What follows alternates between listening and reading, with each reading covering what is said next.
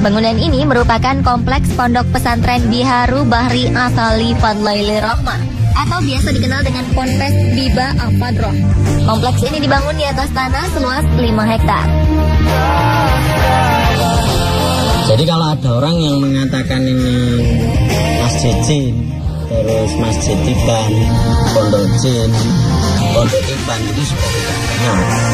Karena ini sengaja dibangun oleh para santri atas bimbingan Romo Yai.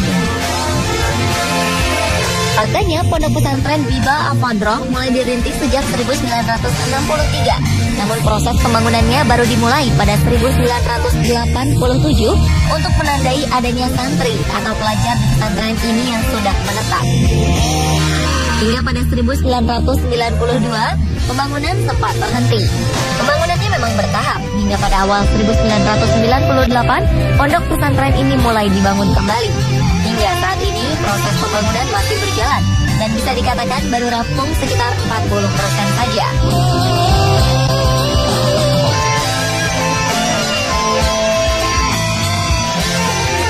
Bangunan di sini ini kan sebenarnya adalah jawaban.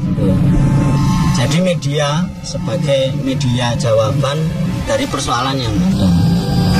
Jadi awal mulanya sebagai berfungsi secara rohani.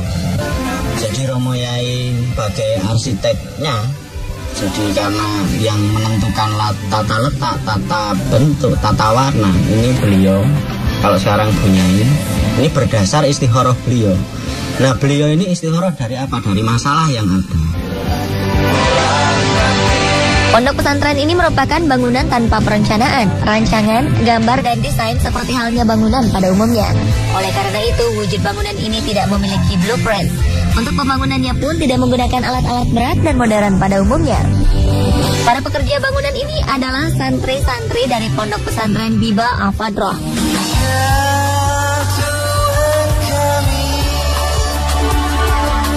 Menurut Romo Kiai Ahmad, ini merupakan pembelajaran para santri sebagai praktek hidup beragama dengan tujuan menghilangkan penyakit hati agar lebih bisa menerima ajaran agama Islam. Santri yang datang ke pondok pesantren ini berasal dari berbagai daerah di Indonesia, seperti dari Pulau Sumatera, Banyuwangi, Trenggalek, dan Ponorogo. Total santri yang menetap di pondok ini sekitar 335 santri, termasuk 51 kepala keluarga yang tinggal bersama anak dan cucu. Hal unik lainnya dari bangunan ini adalah terdapat berbagai ornamen dan kaligrafi bertuliskan nama pondok, asma Allah, dan asmaul husna yang dibuat, dicetak, dan dikerjakan sendiri oleh para santri. Desainnya sudah tentu tidak akan ditemukan di tempat lain.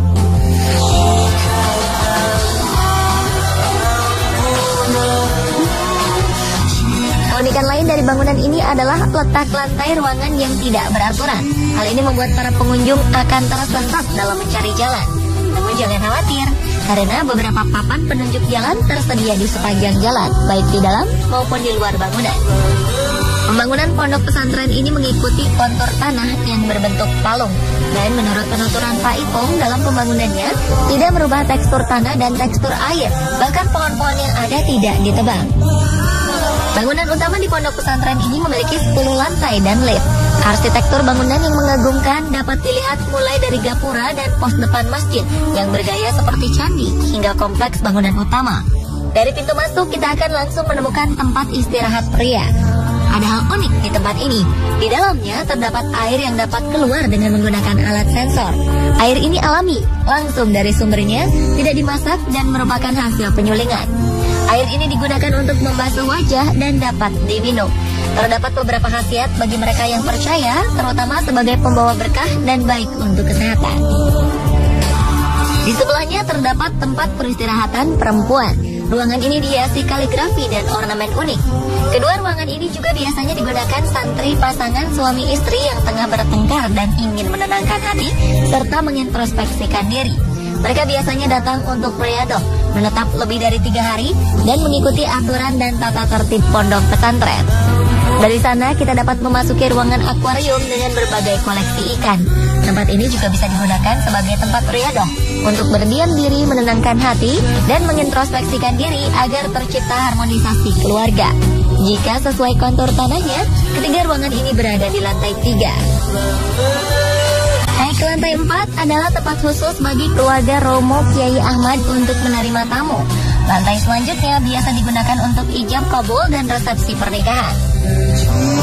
Selain itu ada juga mimbar untuk sholat Idul Fitri dan Idul Adha, serta hari-hari besar Islam lainnya.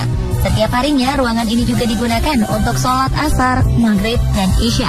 Untuk sholat subuh, musola yang digunakan ada di lantai 3. Sedangkan untuk sholat zuhur dan sholat Jumat menggunakan masjid yang berada di luar bangunan. Pembagian tempat ini agar semua musola yang ada di pondok pesantren selalu digunakan. Naik ke lantai 6, di sini terdapat ruangan untuk tempat beristirahat santri yang sudah berkeluarga. Di lantai 7 terdapat supermarket, di lantai 8 terdapat kios-kios, pasar, serta kafetaria yang dilengkapi juga dengan kolam ikan. Lantai 9 berupa gunungan, dan lantai 10 berupa puncak gunung. Di sini kita bisa melihat pemandangan Kabupaten Malang dan sekitarnya. Di lantai ini juga terdapat stalaktit-stalaktit indah menggantung. Ruangan-ruangan ini terhubung oleh suatu pintu. Ruangan satu dan lainnya mempunyai desain berbeda, lengkap dengan ornamen dan kaligrafi dengan berbagai model, jenis, warna, bentuk, dan corak. Meskipun bangunan ini belum sepenuhnya selesai dibangun, ada anak tangga dan jalan yang akan menghubungkan antar ruang. Jika lelah, ada beberapa tempat untuk beristirahat yang dilengkapi kursi dari kayu jati. Selain itu, di lantai atas terdapat kebun sayuran yang tumbuh subur. Para pengunjung wajib melapor di ruang informasi untuk mendapat kartu masuk dan kartu keluar tanpa dipungut biaya. Karena keunikan dan kemegahan bangunan pondok pesantren ini, tak ayal bila pondok pesantren ini sering dikunjungi wisatawan, baik yang ingin menenteramkan hati serta mengintrospeksi diri, atau hanya sekedar mengagumi bangunan unik dan megah ini. Tak jarang pondok pesantren ini juga dijadikan salah satu wisata religi. Menurut penuturan Pak Ipung, pihak pondok pesantren sifatnya menerima. Karena tujuan dibangunnya pondok pesantren ini, selain menerima santri untuk belajar, Romo Kiai Ahmad juga bercita-cita terhadap siapapun yang datang ke sini dan melihat bangunan ini akan tergetar hatinya. Dan akhirnya hatinya terbuka sehingga mendapat hidayah dan petunjuk dari Allah Subhanahu wa Ta'ala. Serta penyakit-penyakit hati yang ada di dalam diri hilang.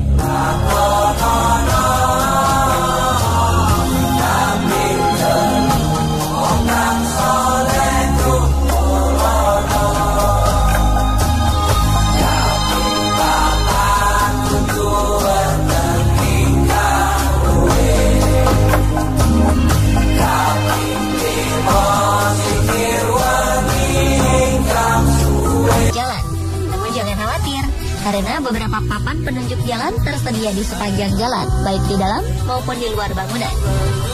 Pembangunan pondok pesantren ini mengikuti kontur tanah yang berbentuk palung. Dan menurut penuturan Pak Ipung, dalam pembangunannya tidak merubah tekstur tanah dan tekstur air.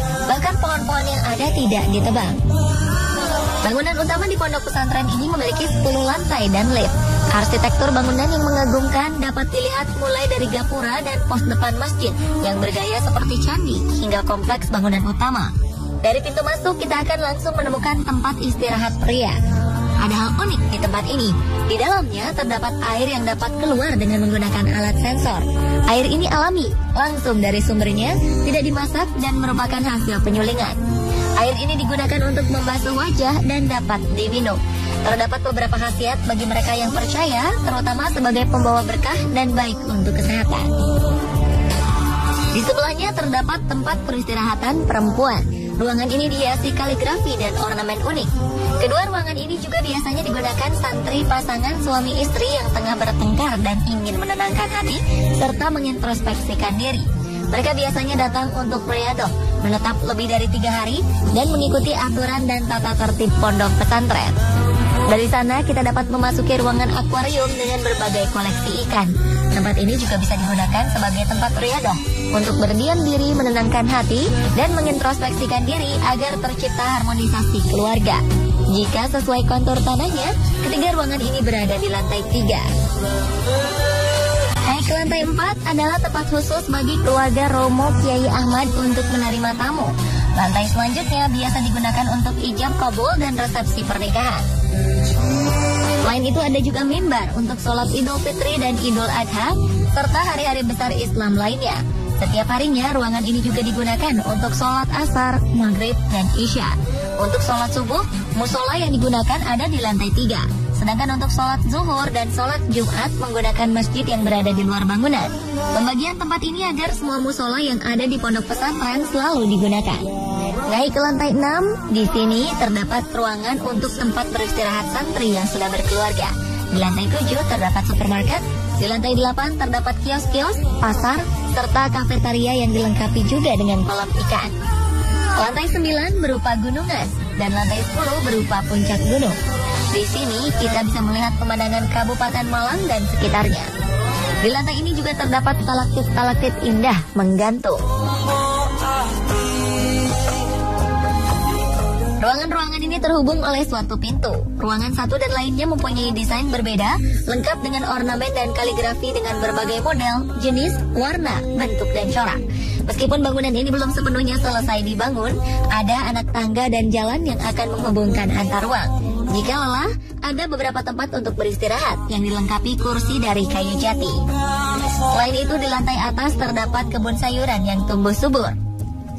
Para pengunjung wajib melapor di ruang informasi untuk mendapat kartu masuk dan kartu keluar tanpa dipungut biaya. Karena keunikan dan kemegahan bangunan pondok pesantren ini, tak ayal bila pondok pesantren ini sering dikunjungi wisatawan, baik yang ingin menenteramkan hati serta mengintrospeksi diri, atau hanya sekedar mengagumi bangunan unik dan megah ini. Tak jarang pondok pesantren ini juga dijadikan salah satu wisata religi. Menurut penuturan Pak Ipung, pihak pondok pesantren sifatnya menerima. Karena tujuan dibangunnya pondok pesantren ini, selain menerima santri untuk belajar, Romo Kiai Ahmad juga bercita-cita terhadap siapapun yang datang ke sini dan melihat bangunan ini akan tergetar hatinya. Dan akhirnya hatinya terbuka sehingga mendapat hidayah dan petunjuk dari Allah Subhanahu wa Ta'ala. Serta penyakit-penyakit hati yang ada di dalam diri hilang.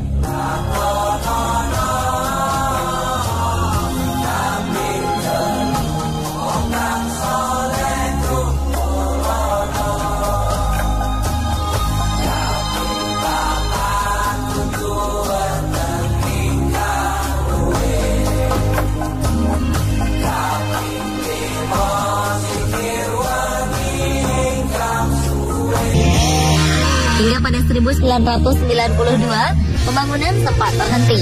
Pembangunannya memang bertahap, hingga pada awal 1998, pondok pesantren ini mulai dibangun kembali. Hingga saat ini, proses pembangunan masih berjalan, dan bisa dikatakan baru rampung sekitar 40% saja.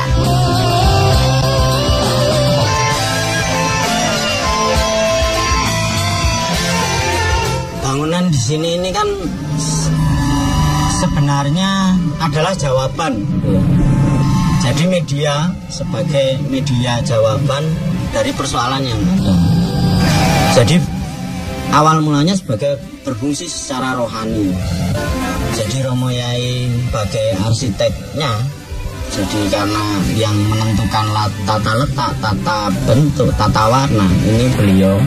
Kalau sekarang punya ini berdasar istikharah beliau. Nah, beliau ini istikharah dari apa? Dari masalah yang ada. Pondok pesantren ini merupakan bangunan tanpa perencanaan, rancangan, gambar, dan desain seperti halnya bangunan pada umumnya. Oleh karena itu, wujud bangunan ini tidak memiliki blueprint. Untuk pembangunannya pun tidak menggunakan alat-alat berat dan modern pada umumnya. Para pekerja bangunan ini adalah santri-santri dari Pondok Pesantren Biba Al-Fadroh.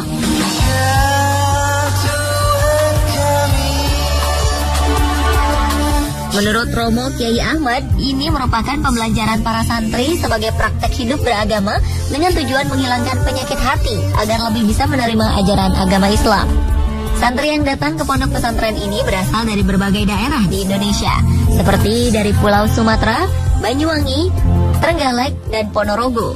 Total santri yang menetap di pondok ini sekitar 335 santri, termasuk 51 kepala keluarga yang tinggal bersama anak dan cucu. Hal unik lainnya dari bangunan ini adalah terdapat berbagai ornamen dan kaligrafi bertuliskan nama pondok, asma Allah, dan asmaul husna yang dibuat, dicetak, dan dikerjakan sendiri oleh para santri. Desainnya sudah tentu tidak akan ditemukan di tempat lain.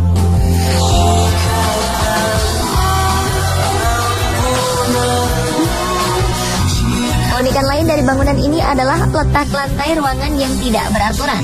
Hal ini membuat para pengunjung akan tersesat dalam mencari jalan. Namun jangan khawatir, karena beberapa papan penunjuk jalan tersedia di sepanjang jalan, baik di dalam maupun di luar bangunan. Pembangunan pondok pesantren ini mengikuti kontur tanah yang berbentuk palung, dan menurut penuturan Pak Ipong dalam pembangunannya tidak merubah tekstur tanah dan tekstur air, bahkan pohon-pohon yang ada tidak ditebang. Bangunan utama di pondok pesantren ini memiliki 10 lantai dan lift. Arsitektur bangunan yang mengagumkan dapat dilihat mulai dari gapura dan pos depan masjid yang bergaya seperti candi hingga kompleks bangunan utama. Dari pintu masuk kita akan langsung menemukan tempat istirahat pria. Ada hal unik di tempat ini. Di dalamnya terdapat air yang dapat keluar dengan menggunakan alat sensor. Air ini alami, langsung dari sumbernya, tidak dimasak dan merupakan hasil penyulingan. Air ini digunakan untuk membasuh wajah dan dapat diminum. Terdapat beberapa khasiat bagi mereka yang percaya, terutama sebagai pembawa berkah dan baik untuk kesehatan. Di sebelahnya terdapat tempat peristirahatan perempuan. Ruangan ini dihiasi kaligrafi dan ornamen unik. Kedua ruangan ini juga biasanya digunakan santri pasangan suami istri yang tengah bertengkar dan ingin menenangkan hati serta mengintrospeksikan diri. Mereka biasanya datang untuk riyadhah, menetap lebih dari 3 hari dan mengikuti aturan dan tata tertib pondok pesantren. Dari sana kita dapat memasuki ruangan akuarium dengan berbagai koleksi ikan.